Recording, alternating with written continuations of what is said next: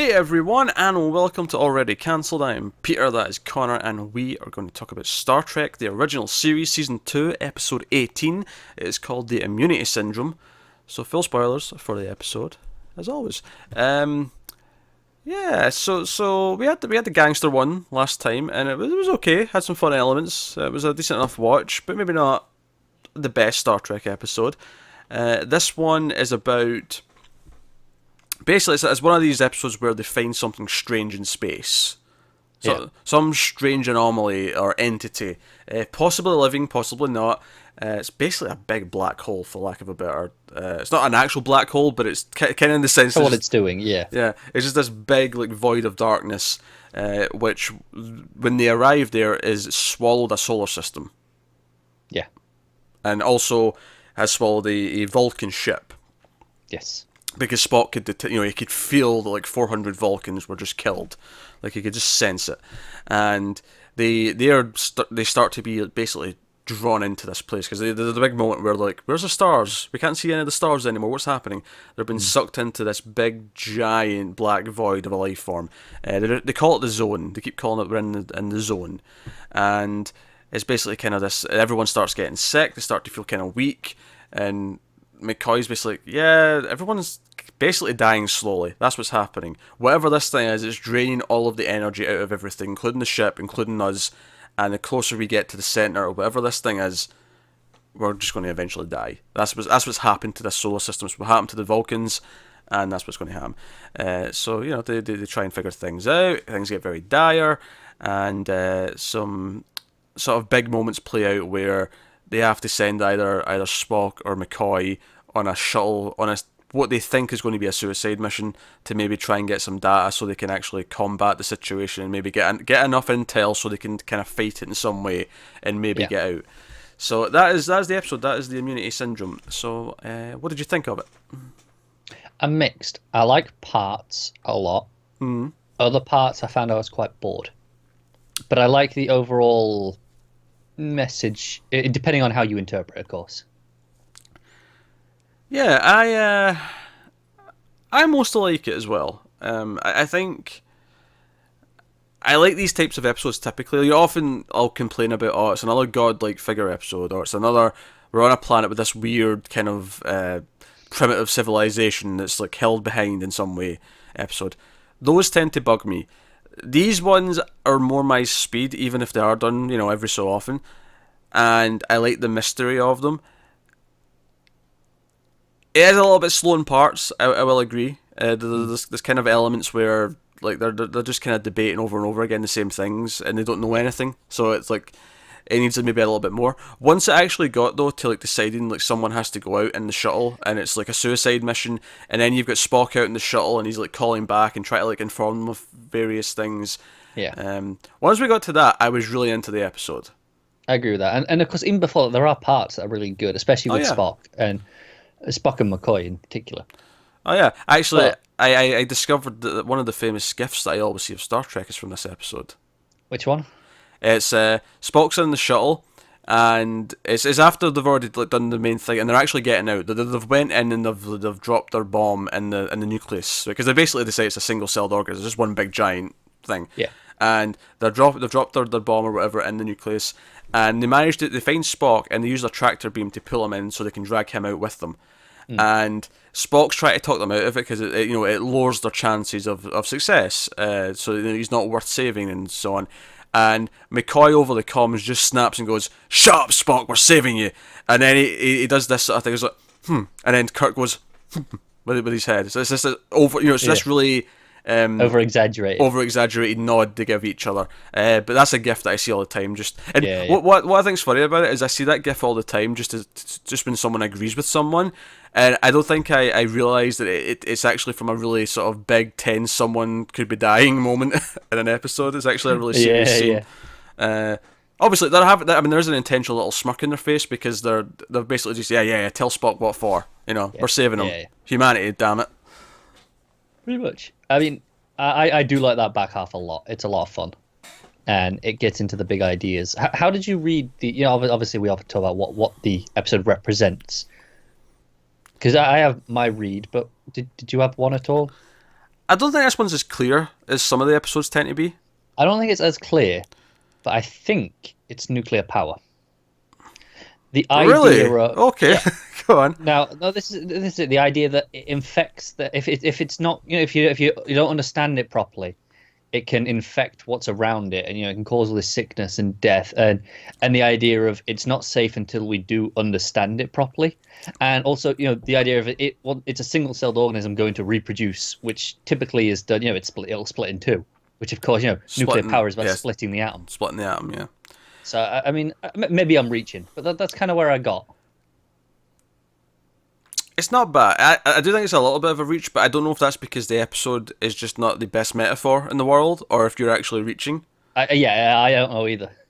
I'm not entirely convinced with that. I was looking at it more from the human perspective. The whole idea of both of them wanting to go on the mission for different reasons, and they both want to do the sacrifice, and eventually, Kirk has to make the choice. It's a really tough choice, and eventually he's like, sorry Spock, but I need to send you. You're the one that's more qualified. I do kind of like the moment where Spock asks McCoy to wish him luck, even though he's Vulcan and he doesn't really believe in luck. And he's like, yeah, you don't know what a Vulcan would say, but use one of your traditions. Wish me luck. I actually think that's a really sweet moment, and actually, there's also a really sweet sort of Vulcan thing in here actually as well that I like a lot. It's he's talking to McCoy, and McCoy's basically questioning how he could feel that when others are dying, like all this is happening, and he basically says there's just this sort of general, like, as much as they're very logic based and they're not very emotional, there is this kind of like sort of almost empathy connection they have with each other. They kind of understand how each other feel just without saying anything, and McCoy kind of like fobs it off and says, oh, feel what my neighbour is feeling. I don't think so. That sounds like hell. And he's like, well, maybe if you had that, your the human past wouldn't be so bloody. And it was kind of this nice idea that even though the Vulcans, at face value, feel more cold and feel more kind of inhumane, they've actually got a deeper connection to each other. Yeah, they've got a built-in thing that actually maybe even works better than ours. Yeah, and it was a nice little idea because so often McCoy is pulling his leg because of how like inhumane he is, and because he never jokes, because he's never compassionate or shows his emotions or anything like that. It was a nice little subtle twist to it where deep down, no, there is actually something we have that kind of accounts for it. Yeah, definitely, it was really nice. And arguably, it's better because we don't have the same history of violence that you do. It took you quite a while to get to this peaceful Federation years.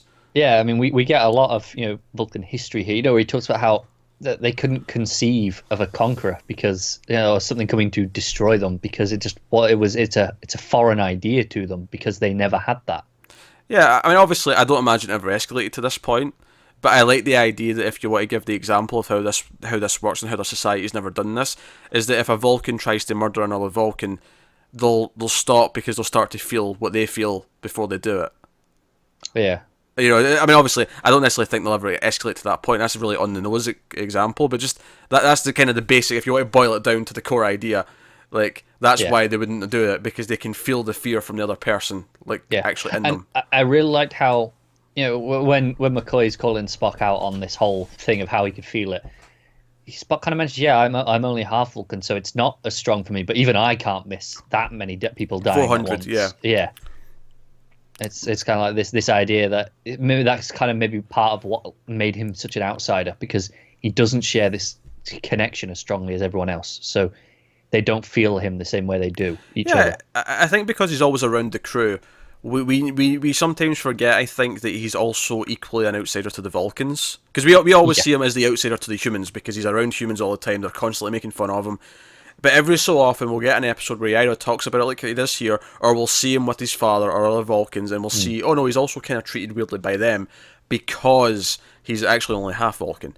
Yeah. And it's a really nice idea to play with. So actually there's a lot of good things in this episode, even if the overall message, and there is a couple of slow parts, I do like the core crisis and the mystery of what this thing is, which, to be fair, they never even try to explain it.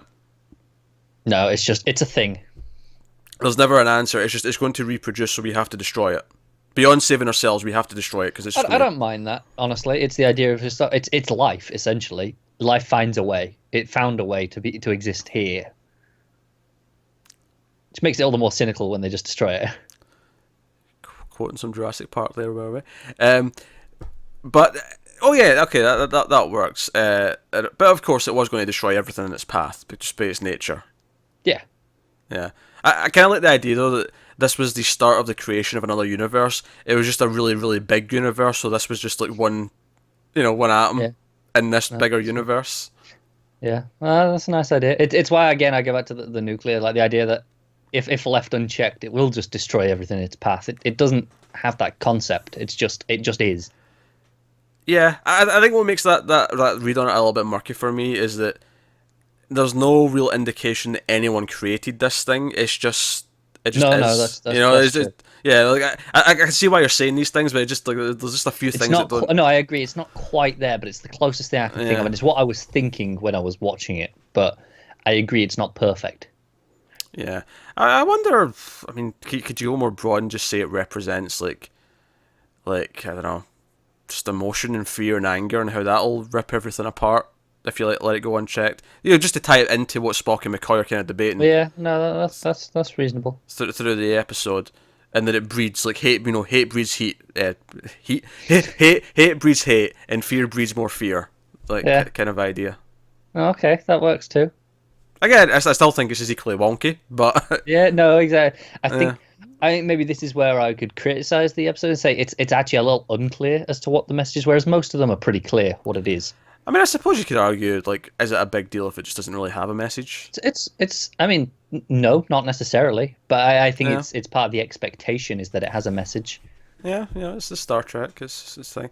I mean, one of the things that I'm so used to in Star Trek now is when they constantly talk about diverting power. Or take power from the shields and put it on this thing. Yeah. There was a lot of that. There was a lot of techno babble to try and make it sound a bit more exciting. And it was okay, it was fine. But I was just pointing out there was a lot of it in this episode. There was. They did over rely on it, perhaps. Yeah. Which kind of makes sense because a lot of it is just, they're just in a black void. And there's nothing to really... it was a long time before we actually saw the thing where they could fly towards it. And even then, there wasn't really anything to do with it. It was just like Spock in the shuttle got close and then was sitting at his computer saying things. So, like, visually, there's not a whole lot going on, really. No. Something else then. A moment I really liked is when Spock and Kirk are both giving commendations because they think they're not getting out of this, and they give like, well, Spock's like his last requests, and Yeah. Kirk's like, okay, no, last commendation's on the record. If this is ever found, I want it known that these people. It's a really nice moment. I think we've got it like once or maybe twice before in the show, but it's not been common enough that I feel it's overused I yet. remember wasn't everyone like knocked out in the bridge the last time he did it? I seem to remember that being a thing. Quite possibly. What I did notice though when he was doing that was that the one person he did not mention by name that was of note was Sulu, who's not in this episode, and I just thought that was kind of like odd. It was like, so he's just not here this episode, so therefore he gets no accommodation. Yeah, I feel like he's giving the commendations to those who are not just. It's not a lifetime achievement award. It's a on this sure. mission here and now, who's contributed the most. I don't know, I just think it's weird that Sulu got shafted, basically. yeah, Sulu got shafted. Is all I'm saying. Like that's You take one sick day, and then you lose your legacy. Yeah, that's basically it. It's kind of funny how it seems to be. There's always one of them missing. It seems that way anyway. It does feel that way. Which is I strange. mean, I know we had a few early on with the two of them. Well, I don't mean specifically those two. I just mean out of the whole main cast. okay, out of the whole lot. There's always one missing, seemingly. Either Yeah. Chekhov, Sulu, Uhura, or Scotty. There's always one of them missing from an episode. Sometimes Yeah. two, Yeah, depending. no, so we pretty much always have Kirk, Spock, McCoy. Yeah, they're the constants. Everyone else. I mean, I think Uhura's and Scotty are, they're left out less often than Chekhov or Sulu, but they're still occasionally one of them. Yeah. I think Chekhov and Sulu, like one of them and Uhura typically are in there more than Scotty just because they're on the bridge. So we just see at least one of them. Whereas Scotty, you have to actually go to. I feel like given the fact that he isn't in the bridge, though, Scotty does get a lot of episodes. He does. I think that's to make up for it. I think it's to make up the fact that he's not on the bridge, so he's not always there. So they go, okay, no, we're going to give you this one. And he's also been pointed out that he's the next in command. If Spock and obviously Kirk are off ship, Yeah. Scotty's the one in command. That's true. So yeah, he's got a pretty high rank. So that's cool. Yes. But no. It was funny actually when he was doing the accommodations. He said Montgomery is Scott, and for some reason I thought he said Spock. I'm like, Spock's first name's Montgomery? What? What's this? Oh, that would be weird. And then he said Spock again, like a minute later. I'm like, oh, he said Scott that first time. Okay, never mind.